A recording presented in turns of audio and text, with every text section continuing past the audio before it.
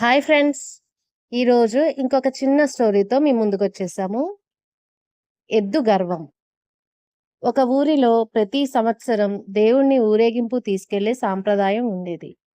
ప్రతి సంవత్సరం ఊళ్ళో వాళ్ళంతా పండగ చేసుకొని, పూజలు చేసి, ఊరేగింపు కోసం అన్ని వీధులు శుభ్రం చేసి, ముగ్గులతో, తోరణాలతో, పువ్వులతో చాలా అందంగా అలంకరించేవారు. ఊరేగింపుకు ఒక ఎద్దు బండి కట్టేవాడు. ఆ బండిని కడిగి, పసుపు రాసి, బొట్టు పెట్టి, పూలు కట్టి దాన్ని కూడా అందంగా అలంకరించేవారు. మరి ఆ బండిని తోలే ఎద్దు సంగతి చెప్పాలా? ఊళ్ళో అన్నిటికన్నా ఆరోగ్యవంతంగా, బలంగా ఉన్న ఎద్దును ఎంచుకునేవారు. ఆ ఎద్దు చర్మం నిగనిగలాడేలాగా దానికి స్నానం చేయించి, బొట్లు పెట్టి, గంటలు కట్టి, పట్టు వస్త్రాలు వేసేవారు. ఆహా!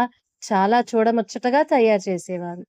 ప్రతి సంవత్సరంలా ఈ సంవత్సరం కూడా ఊరేగింపుకు ఊరు తయారైంది.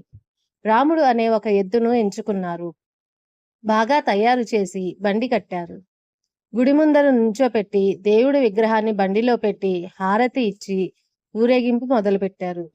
ఆ రోజంతా రాముడు ఎక్కడికెళితే అక్కడ మనుషులు వంగి నమస్కారాలు పెట్టేవారు. వెర్రి రాముడు ఇదంతా తనకి చేస్తున్న సత్కారం అనుకుని భ్రమపడ్డాడు. రోజంతా చాలా గర్వంగా, పొగరుగా కొమ్ములు పైకి పెట్టి, ఛాతీ బయటకు పెట్టి నడిచాడు.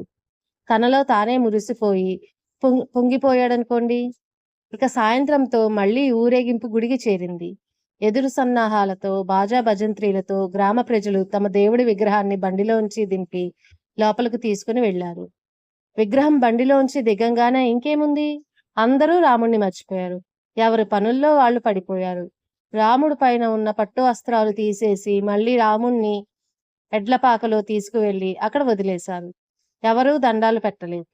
అప్పుడు రాముడికి అర్థమైంది. మనుషులు గౌరవం ఇచ్చేది మనకి కాదు, మనం చేసే పనులకి అని. Thank you for watching.